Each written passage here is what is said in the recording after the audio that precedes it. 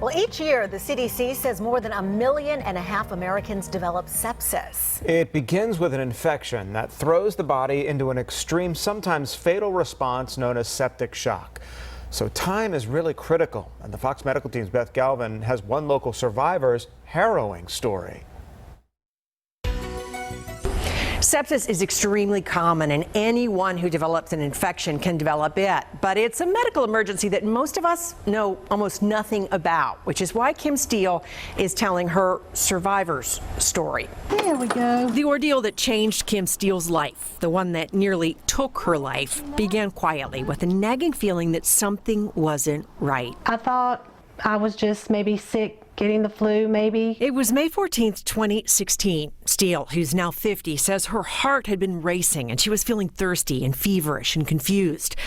Then things really started to unravel. Got to where I couldn't breathe. I was having real trouble breathing. Rushed to Piedmont Henry Hospital's ER, she was now critically ill. Within 30 minutes after I got there, I coded the first time. Then I coded again. I was out 5 minutes. They brought me back. I coded again, was out 3. Moved to the intensive care unit, Steele was in septic shock.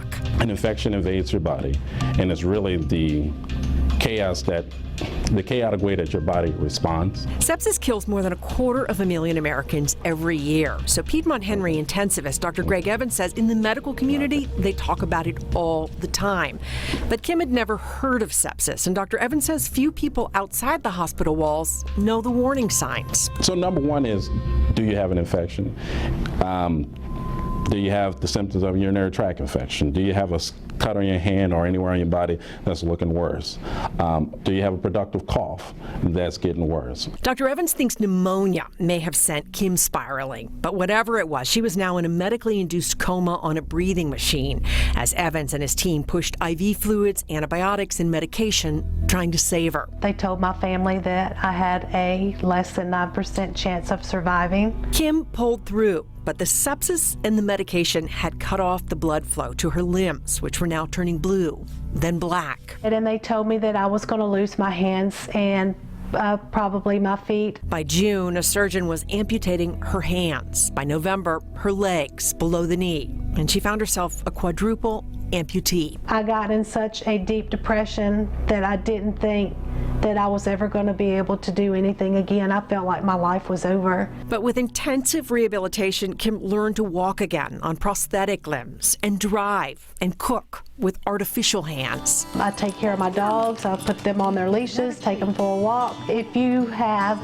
the mindset to be strong, work hard, you can do anything you put your mind to. She's a sepsis survivor. I mean, she's truly a survivor. Ready to go back in, Peanut? And these days, Kim Steele Come on, Peanut. is standing proud. Because looking back now and where I'm at today, I'm stronger now than I was back then.